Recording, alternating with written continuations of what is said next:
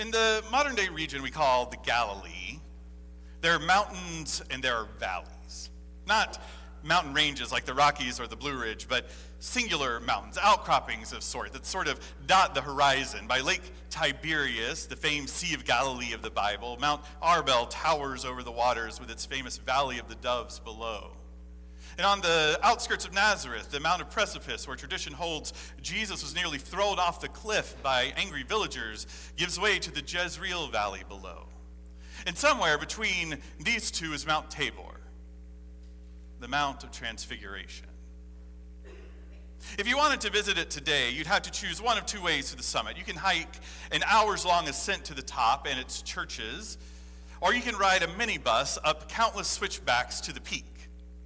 Either way, you're in for an adventure. One time, when speeding up that road in that minibus with a driver whose sole purpose was to make us pray to Jesus for sheer survival every time we took a curve on two wheels, the American songstress Karen Carpenter began to croon, "We've only just begun." And I looked at Greg and thought, what fresh hell is this?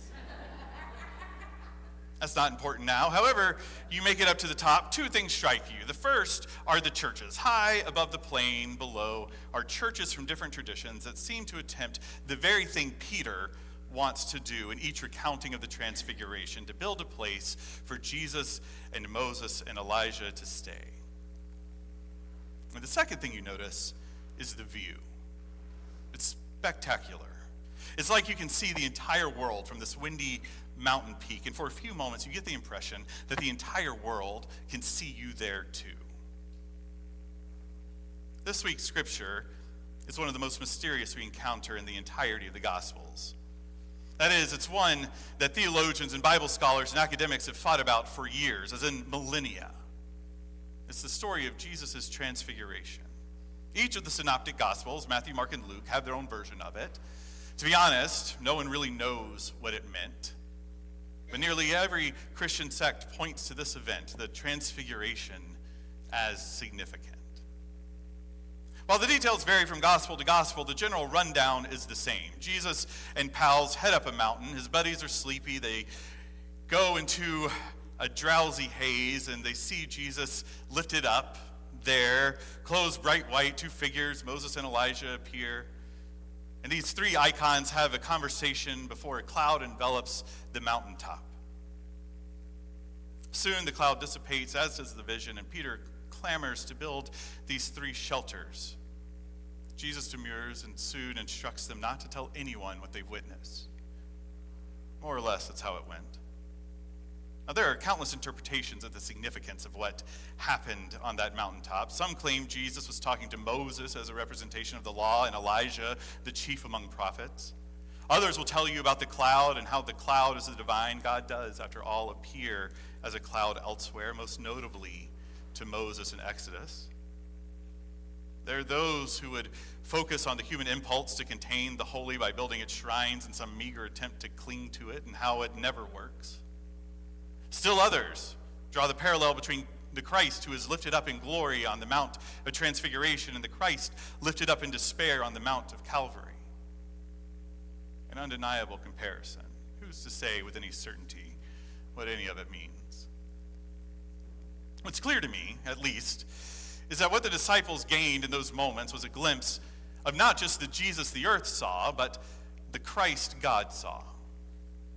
That is, on this mountaintop, visible from across Galilee, they didn't just see the humanity of Jesus, but the glory of Christ, and it changed them. I think the same is true for us today. What I mean is, when people we perceive to be one thing show themselves to be something else, we too are changed. Life has mountaintop moments and valley moments. We just sang an entire song about it, didn't we? Highs and lows, ups and downs, we can agree on that. And the truth is that those are not always congruous across populations. Some people's peaks are other people's valleys. In the last 6 weeks or so, we've had a number of people in our country and in our community and here at Westfield who've had a mountaintop elation at how things are going in the world. And at the same time, there are people in our country and in our community and here at Westfield who have valley lows that they are enduring. There's been a pointed attack from our government on our transgender siblings. I say siblings because in my deepest heart, I believe this to be true. I believe that we belong to each other. Our trans and non-binary siblings have literally been erased from government websites. Systems put into place to ensure their rights have been revoked, and post-transition individuals have had their passports changed without their consent. This group is less than 1% of the American population. And it's been singled out because they had the gall to show us who they are, not who we perceive them to be. And in return, some people's responses have shown us who they are, not who we've perceived them to be.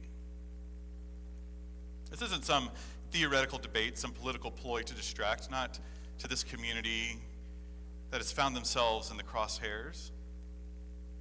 And it doesn't impact some distant, nondescript entity. This impacts us because this impacts multiple members of our Westfield family. This is a real issue that is hitting close to home for people we love and who love us. I'm not going to get into the right and wrong of it all because truthfully we know it's wrong. We know that targeting people for who they are is wrong. What I'm concerned with at present is the emotional impact it's having on our trans siblings across our country, in our community, and in our church, in Westfield Church. We must see and treat each other with compassion and the inherent holiness we are each born with, particularly when they are courageous enough to share with us their mountaintop moment of revelation. This is non-negotiable. What does that look like? Well, for starters, and this is good advice for any moment in life, when someone comes up to you and says, X, Y, and Z that you did hurt me, it's not up for debate. You may think they're being ridiculous. You may think they're making a mountain out of a molehill, but it's real to them, and as such, we should treat it with kindness. And if making an apology for what you can helps to restore right relationship between you and another, choose being faithful over being right. And when someone tells you that they're scared, it's not our place as a Christ follower to wave off their concerns or call them crybabies or dismiss them as overreacting. It's our call to meet them where they are, to seek to understand more than to be understood, to reckon with the reality that intent does not equal impact. We talked about that just this week in our online conversation of our community covenant. You can have every good intention in the world, but all the good intentions don't change what the impact of your words and your actions carry. They just don't. Someone will say, well, my rights have been impacted too. Okay, maybe that's true, but we all know that two things can be true at the same time. And we know that this kind of whataboutism is a distraction from what's truly at stake. I need you to hear me when I say that for our trans folks, the issue isn't just rights, it's literal survival. We're not talking about being inconvenienced, we're talking about being hunted. Does that sound dramatic? I wish I was being dramatic. They've been made targets, and violence against trans folks has increased. It's not showing any signs of slowing. Listen, I'm not here to get into partisan debates. Although, make no mistake, the gospel is political. Nor am I here to endorse candidates or a particular party's policies. I'm not going to debate bathrooms or sports or Girl Scouts with you. But I am going to remind you of Jesus' words in Matthew. Truly, I tell you, he says, just as you did it to one of the least of these brothers and sisters of mine, you did it to me. Who are the least? Well, a pretty safe place to start is with the ones who are being bullied. It seems to me in these last years that we've, and I don't mean us here at Westfield, I mean broadly, that we've become more committed to being correct than being faithful. You see it all the time, particularly online. Folks get into all kinds of things, particularly around a religion. and argue more about who's right than what is faithful. I'm guilty of it. Just last week, baby. I was right too, but that's beside the point. You get me? To me, trans rights and inclusion is a faith thing. Jesus reached out across societal boundaries time and again to restore people to community. 2, as we sing, draw the circle wide. He touched women. He healed diseased people. He resolved the complex divisions that separated people from their communities, and Jesus calls us to do the same. Here's what I believe. Even Jesus revealed a glimpse of who he truly was to the disciples on that mountaintop so many years ago, and they received it gladly. So shouldn't we, then, when people tell us who they truly are, trans, cis, gay, straight, liberal, conservative, insert here, doesn't matter to me, do the same? Shouldn't we, when someone has the courage and the gumption to share their mountaintop revelation with us, treat it with the same awe and adoration? If you don't know where to start, start here. When you look into the eyes of the stranger, friend, foe, or child, search for the eyes of Jesus looking back at you. They deserve that, and so do you. Listen, we got to chat. I have long championed Westfield as a purple church, and I believe it's time to retire that, to move beyond being a purple church. My intent early on was good. Purple church meant a place where people on both sides of the aisle were welcome, red and blue. And that remains to be true. But it seems that notion has gotten twisted a little into the reason we must make space for what boils down to harmful behavior and belief. I can't abide that. We can't abide that. I'm going to be honest, for some time I've been feeling like I've been watering down my sermons for the sake of bringing people along. Don't be too radical, I think to myself. You get more bees with honey. Don't preach too long. You'll lose their attention. I wanted to bring people along so that we could grow together. After all, the gospel is that we change, all of us. And if people we disagree with, aren't here in the first place, we are lesser for it.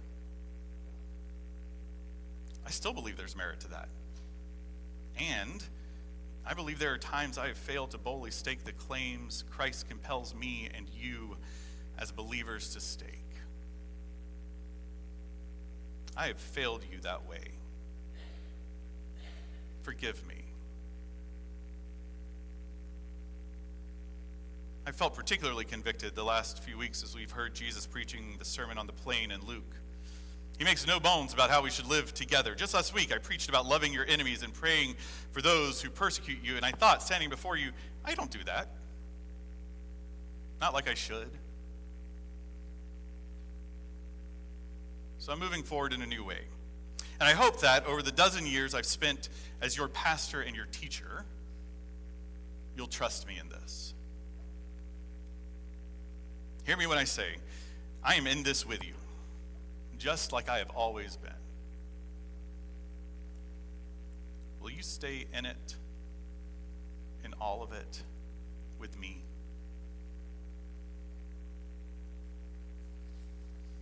You're going to hear more bold claims from this pulpit. I'm no longer going to be shrinking away from tough issues for the sake of placating folks who may think differently. My vow is to preach the gospel faithfully, just as I vowed the day I was ordained.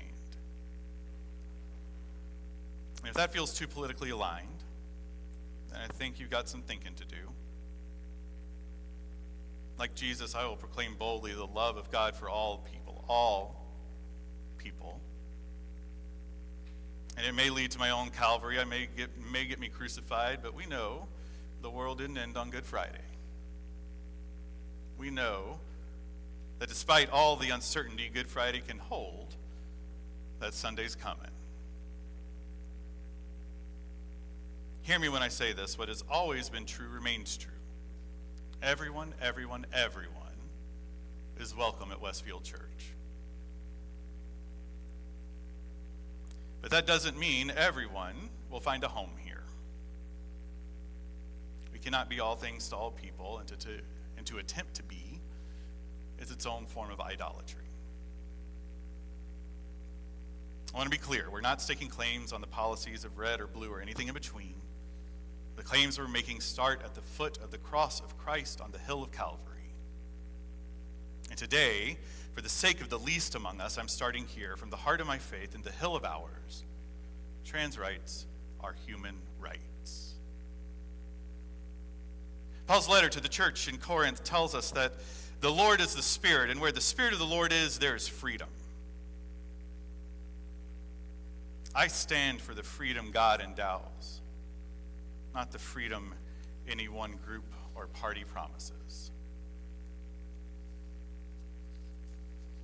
The transfigured Christ teaches us that we can be changed in countless ways. I believe that. I'm counting on that. And it is standing at the foot of the cross. And it is standing at the foot of the cross that I proclaim transfigured, crucified, and resurrected Christ to you. I can do no other. Amen.